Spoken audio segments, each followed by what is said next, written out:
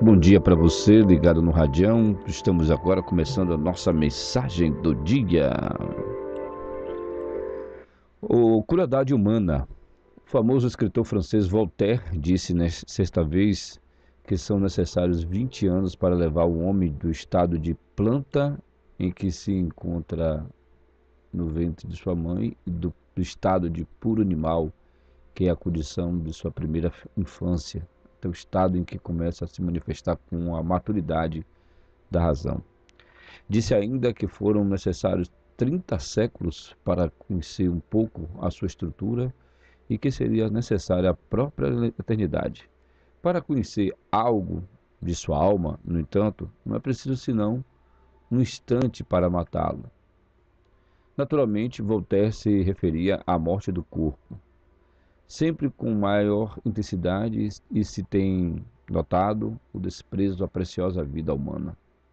Todos os dias nos chegam as notícias de guerras, de massacres, de barbáries, em nome do poder, da posse de riquezas, que se pode usufruir somente nesse curto período de tempo em que encontramos sobre o planeta. As pessoas matam umas às outras.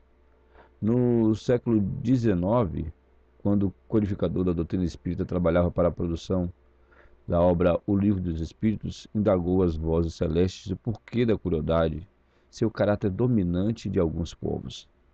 A resposta dos luminares foi que entre os povos primitivos a matéria sobrepuja o espírito.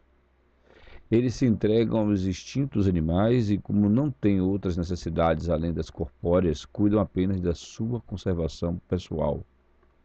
É por isso que geralmente os torna cruéis. Além disso, os povos de desenvolvimento imperfeito estão sob a influência dos espíritos igualmente imperfeitos, que eles são simpáticos.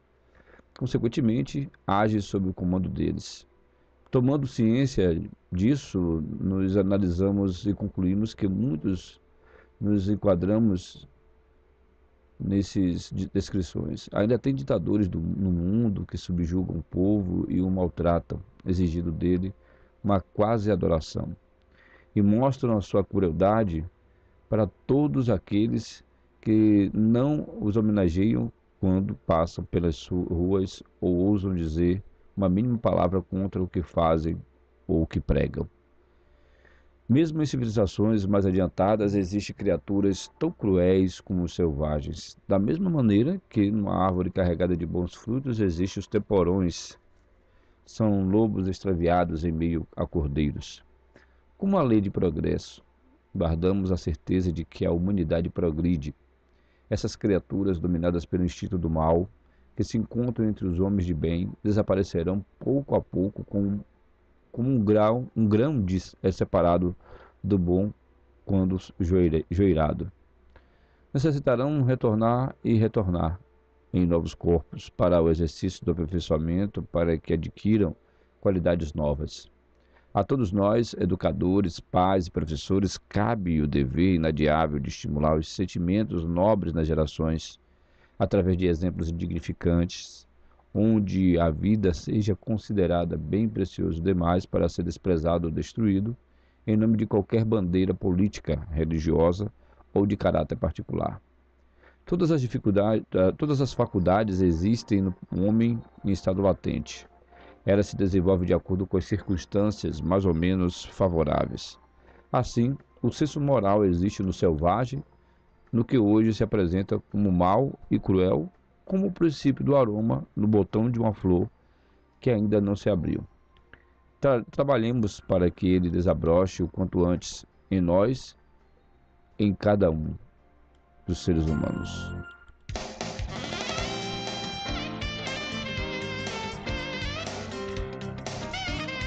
O Radião tá na web. O Radião é pra você. É pra todo mundo ouvir.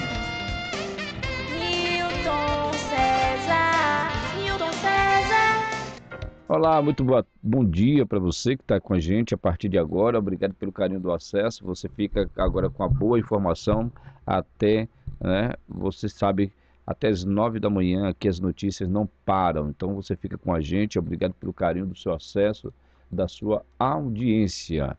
Estamos preparando uma novidade aí, vamos lançar aí a nossa TV Radião, né? O Radião é rádio e televisão também.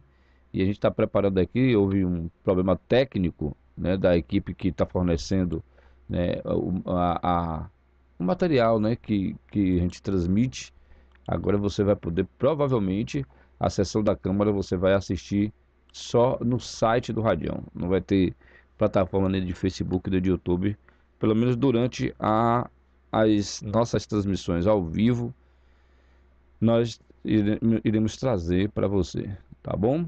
Aqui você acompanha a nossa programação também pelo som do rádio, né? Tá, do Radião lá, vai estourado lá, o sonsaço do Radião para você que acompanha com a gente. Obrigado pelo carinho do seu acesso. Fique com a gente, a informação chegando até você.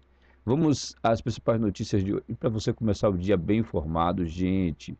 Fica ligado, hein? Negociação política, o presidente eleito Bolsonaro, Jair Bolsonaro, ele já receberá nesta semana mais de 100 parlamentares de 4 partidos, MDB, PRB, PR, PSDB, para reuniões no gabinete de transição em Brasília. O objetivo é buscar a maioria parlamentar no Congresso para garantir a aprovação de projetos como a reforma da Previdência. Até agora, Bolsonaro vinha priorizando as negociações com bancadas temáticas, ruralistas, evangélicos, por exemplo, para a formação do ministério.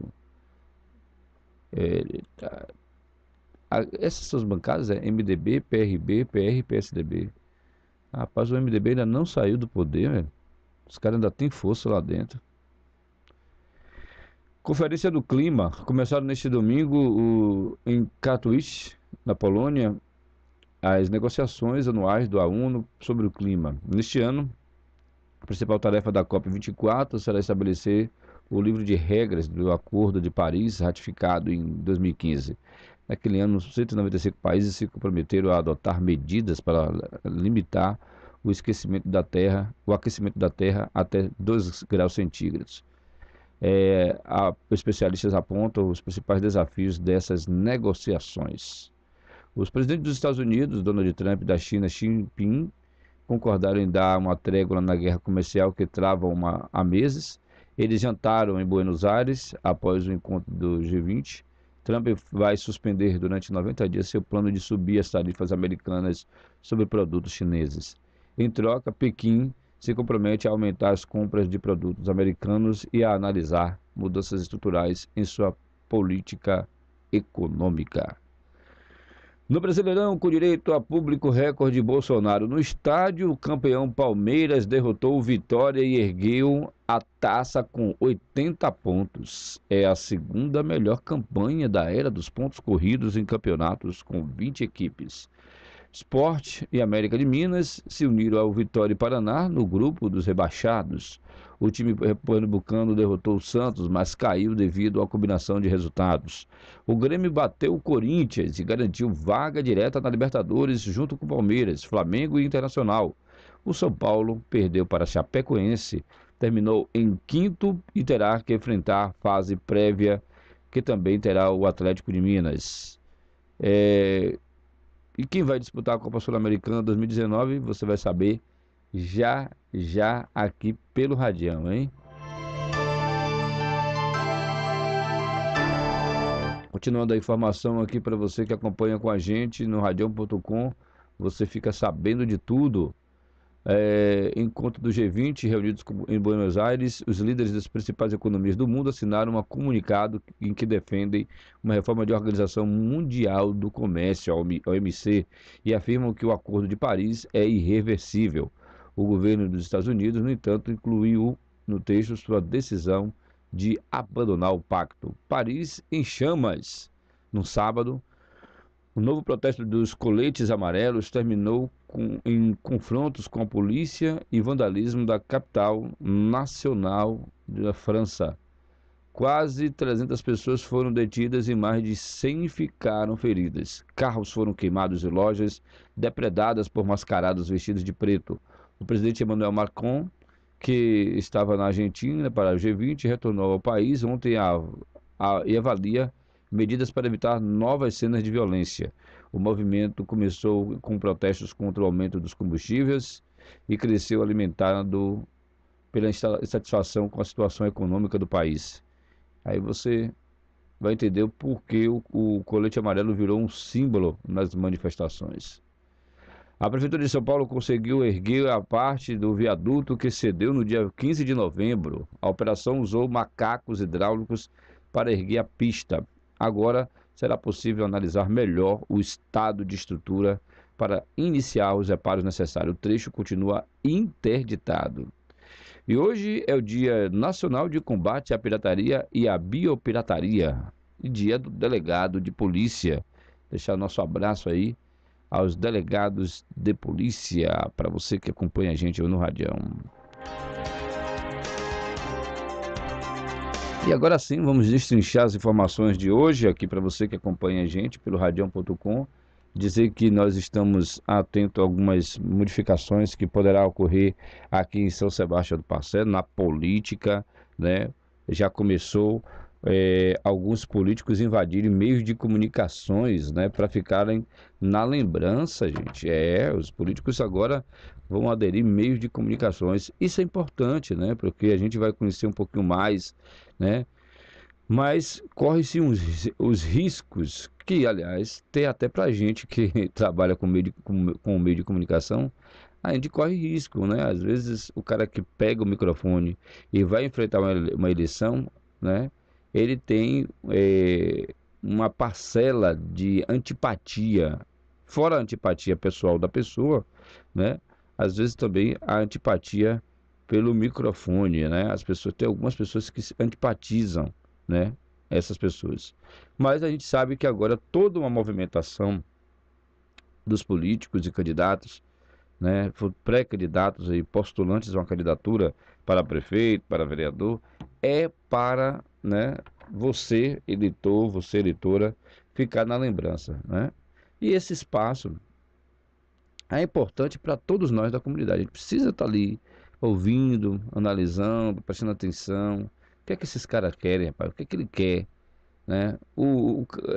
Tá fazendo o que aqui? Então, você vai lá, pergunta, o espaço vai estar aberto aqui, em outros meios de comunicações, pergunta, né? E aí, se quiser algumas perguntas também, a gente tem para passar para você também, viu?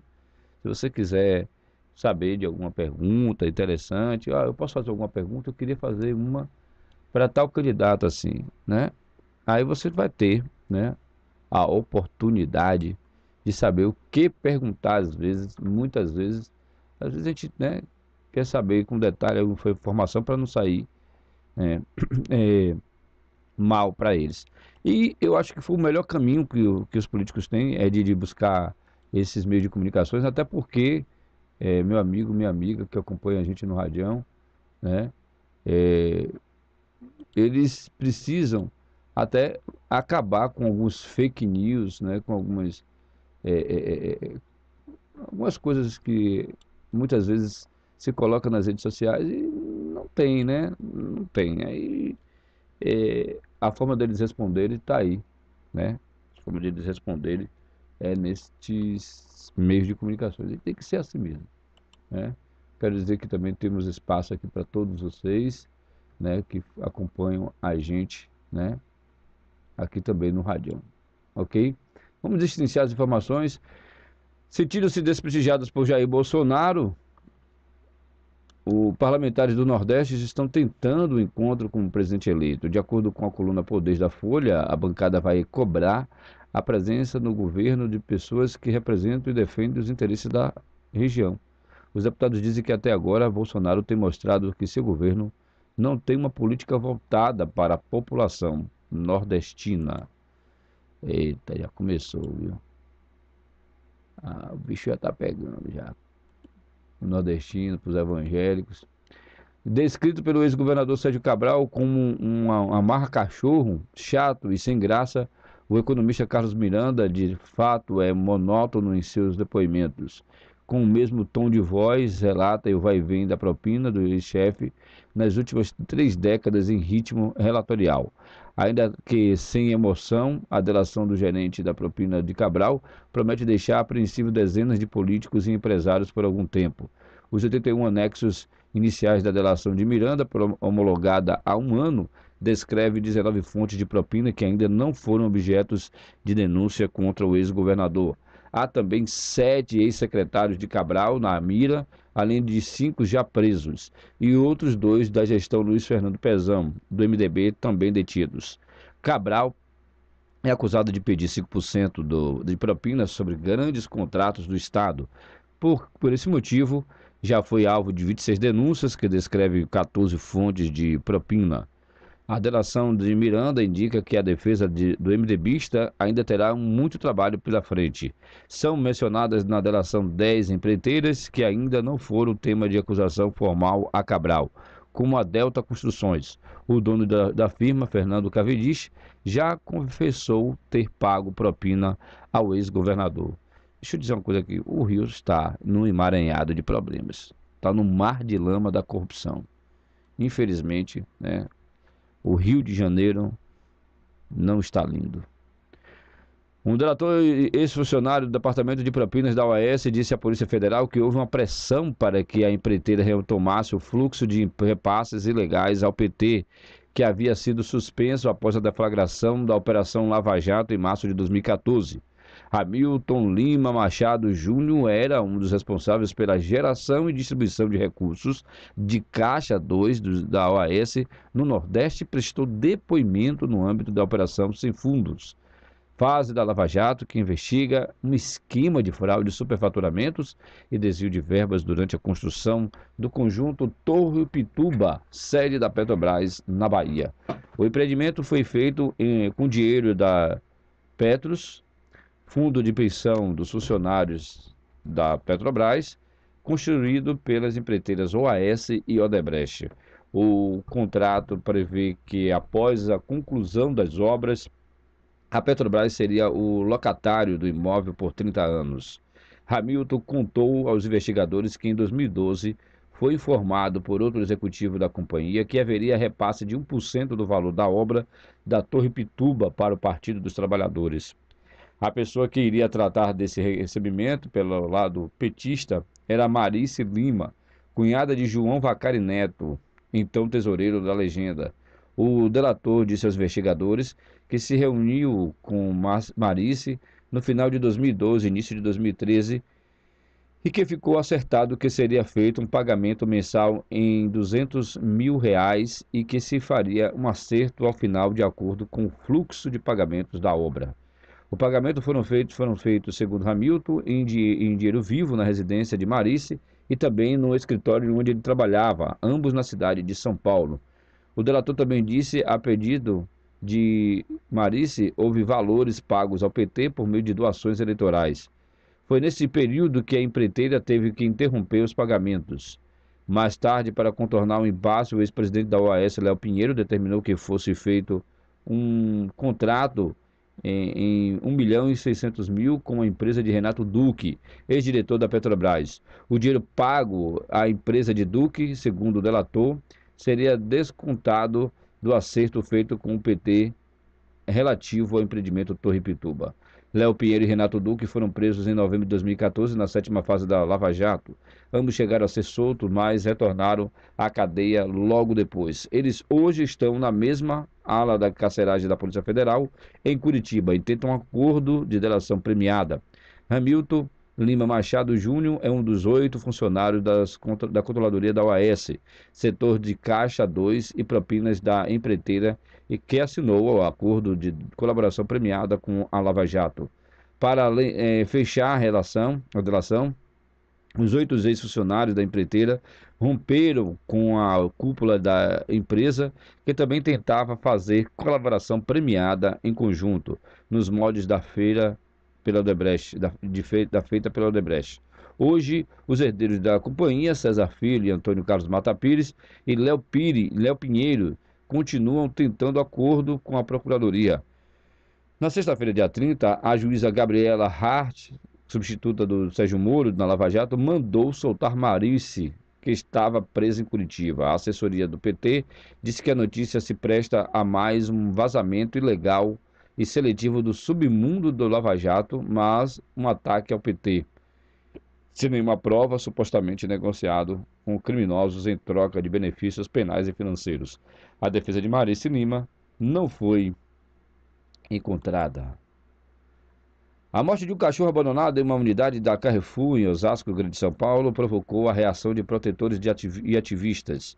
Ele teria sido agredido por um funcionário no dia 28, segundo denúncia nas redes sociais. Imagens mostram manchas de sangue no chão, próximo ao animal. Também há a possibilidade de ele ter sido envenenado. Um laudo determinará a causa da morte. Em nota, o Carrefour diz que repudia maus tratos e que a equipe responsável pela segurança naquele dia foi afastada preventivamente até a conclusão das investigações. De acordo com os relatos, o cachorro estava na unidade havia alguns dias e chegou a ser alimentado por funcionários. Com um animal ferido, o Centro de Controle de Zoonose foi chamado e socorrido, mas ele não resistiu. A versão de atropelamento foi levantada, mas contestada por outros empregados, apontam as denúncias. No sábado, a Beatriz, presidente da ONG Bendita Adoção, e uma advogada estiveram na loja. Em transmissão pelo Facebook, disseram que testemunhas confirmaram a agressão. O delegado Bruno Lima, eleito deputado estadual do PSL, também esteve no local. Segundo ele, o boletim de ocorrência deve ser feito porque, assim que o laudo for divulgado na noite de sábado, o grupo protestou na unidade. Maus tratos contra animais é crime previsto em lei e que pode render a pena de detenção de 3 meses a 1 ano, além de multa. Ai, ai. Ai, ai, ai, ai, ai, ai. Olha, chegando a informação aqui que o ministro da Fazenda do governo Bolsonaro, Paulo Guedes, tem recebido a sugestão de fundir o Banco do Nordeste e o Banco da Amazônia com o BNDES, segundo o Estadão. De acordo com o jornal, os defensores da ideia dizem que a fusão geraria economia de despesas com o funcionamento. O futuro ministro da Economia, no entanto, afirmou a interlocutores que não gosta de proposta. O homem é brabo, viu? O doleiro Alvo Novis, delator da Lava Jato, disse que entregou dinheiro para um assessor do governador Luiz Fernando Pezão, segundo o Ministério Público Federal. O político foi preso na quinta-feira na Operação Boca de Lobo, um desdobramento da Lava Jato. Ele está na unidade prisional da PM, em Niterói, região metropolitana do Rio de Janeiro. De acordo com o site G1, em depoimento, o delator disse que entregou dinheiro diretamente das mãos de Luiz Carlos Vidal Barroso, o Luizinho, que trabalhava com Pezão e também está preso. Para tentar provar o que contou na justiça, Álvaro Novis entregou gravações das conversas entre o funcionário da corretora de valores dele e Luizinho, o assessor de Pezão. Em uma delas, o funcionário marca uma reunião entre Luizinho e o doleiro para eles combinarem a entrega. Eita, mais uma descoberta das falcatruas no Rio de Janeiro. Ai, meu Senhor, do bom fim. Tomara que isso termine logo, né? Não, a gente sabe que tão cedo não vai terminar, né? A coisa é muito séria. Vamos às informações aqui pelo radião.com, todo mundo pode ouvir, todo mundo se acompanha aí no Jornal do Brasil. A Rússia começará a operar base lunar em escala total a partir de 2036. A Rússia está planejando implantar e começar a operar uma base em grande escala na superfície da Lua entre 2036 e 2040. O esboço do documento sobre o programa de exploração lunar obtido pelo Sputnik foi adotado em uma reunião conjunta entre autoridades da Agência Espacial da Rússia, a Roscosmos, e da Academia de Ciência na última quarta-feira, dia 28. Início da operação de uma base lunar completa, a entrega de cargas de grande volume e realização de vários experimentos científicos em locais de testes lunares, diz o documentário. O chefe da Roscosmos, Dmitry Rogozin, disse anteriormente que o desenvolvimento do programa da exploração lunar levaria cerca de 3 anos. O projeto será posteriormente submetido ao presidente russo, Vladimir Putin, e ao governo para construção, né? Ai, ai. Gente, as chuvas, né, tá chegando aí com força, né? No Nordeste ontem, essa área aqui, Feira de Santana, Salvador, São Sebastião do Passé, Pojuca, Terra Nova, né? Pegou uma chuva realmente forte. A chamada chuva de caroço, quando você tá dentro do carro, aquela, parecendo que tá jogando pedra. Chuva de caroço, meu amigo. O caso é sério. Agora eu vou te contar, motorista, prudência no trânsito, pelo amor de Deus, né? Estava ontem voltando para São Sebastião de uma viagem, né, no meio da estrada ali na BR-116, do nosso lado, um carro, numa chuva torrencial no meio da estrada, um carro tentava passar pelo ali, né, o acostamento ali. Ele via numa velocidade tão grande que o carro se desviou um pouco do acostamento, pegou uma parte do mato e tinha uma valeta, também parece que tinha uma valeta. Eu vi bem, eu fui testemunha, vi pela primeira vez um carro virar. Ele veio com um carro, uma caminhonete, né? Aquela de porte pequeno, com a carga, né? Em cima. E quando ele tentava passar o nosso carro pelo acostamento, ele perdeu o controle na chuva, pegou um buraco que estava no mato ali, né? Ninguém via mesmo, ali não dava para ver, tipo uma valeta. A roda entrou, o carro virou, capotou e a gente andando e a gente vendo aqui o capotamento do lado, né? O carro ficou de roda para cima. Aí a gente via assim, meu Deus do céu, como é fácil um carro desses virar. Aí o motorista, que é um especialista, né, nessa área, né, falando de carro F4000, que está pegando muito peso, né? Olha, cuidado, motorista, né? Muito peso, você vem com muita velocidade, a frente fica para cima, né? O peso, né? Atrás, na traseira, deixa o seu carro para frente e para cima. Então a roda da frente, ela fica vulnerável a qualquer tombo ou qualquer queda e pode virar o seu carro. Foi o que nós vimos, né? A direção puxa sempre para um lado, assim, da sua direita, né? Geralmente você está na pista direita e a direção ir para o lado direito é complicado. Você tem que manter ali firme, né? Ele estava dando dicas de como andar na chuva, né? As calhas que são formadas no asfalto, para onde a água escorre, tem que ter cuidado. Para onde é o ponto que você vai achar que você possa andar quebrando aquelas calhas ali que é formada quando a chuva vem torrencialmente. Foi um especialista que nos mostrava, nos ensinava como andar na chuva e como a gente também deve andar devagar, com calma. Para que pressa? Aí virou o carro, demandou um tempo, né?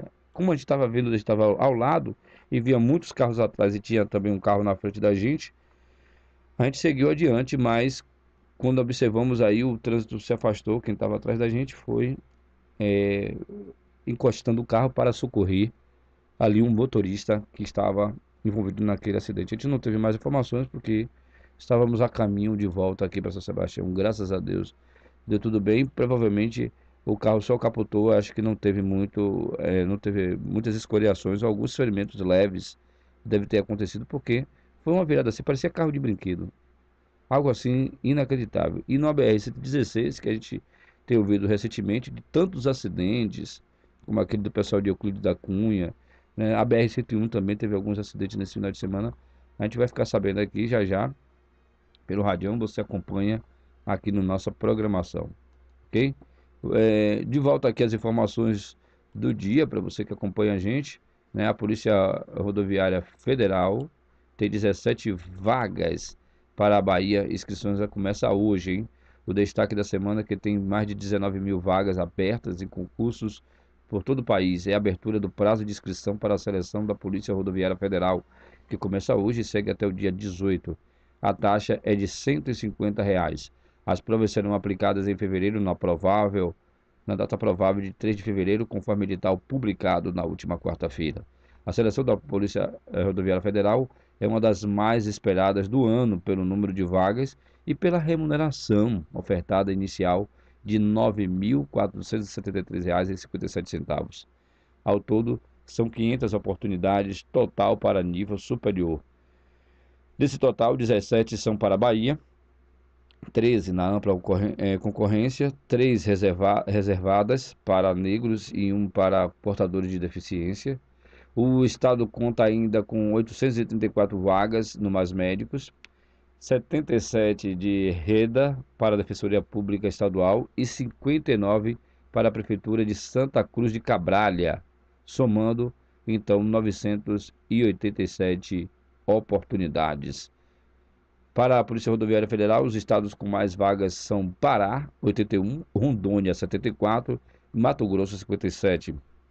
Os com menos são Minas Gerais, com 9, Rio de Janeiro, com 10 e Roraima, com 15.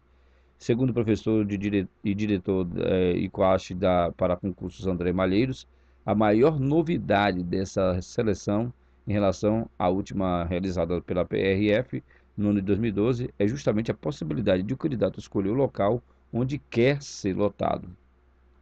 Bom, né? Muito bom essa oportunidade. Ai, ai. Vamos lá. As informações aqui chegando para você aqui pelo radião.com. Quero dizer que vamos ter muitas novidades também com as notícias que rolam pelo Brasil e pelo mundo. Você vai acompanhar aqui com a gente tudo o que acontece pelo Brasil e pelo mundo na nova cara que o Radião vai tomar em 2019. E o radião.com está chegando com também novidade.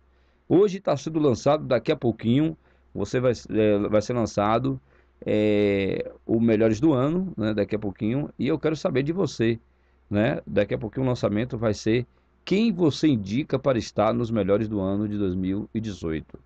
Eu espero que você dê o seu voto ou a sua indicação. Eu quero indicação do povo, porque nós já temos, né, as pessoas que estiveram aqui, com a proposta, você já sabe, quem esteve aqui, nos deu entrevista, e as categorias para esse fim, que é votar depois que você indicar. Então a gente vai pedir quem é o indicador, né, o indicado por você, internauta, telenauta que nos acompanha e que é leitor do Radião. Depois desses indicados, a gente vai colocar os concorrentes, né, os que vão participar, né, nas categorias, nas suas categorias, no Melhores do Ano do Radião, ok? Eu volto já já com mais informação aqui, todo mundo pode ouvir, todo mundo aqui no Radião acompanhando as nossas informações.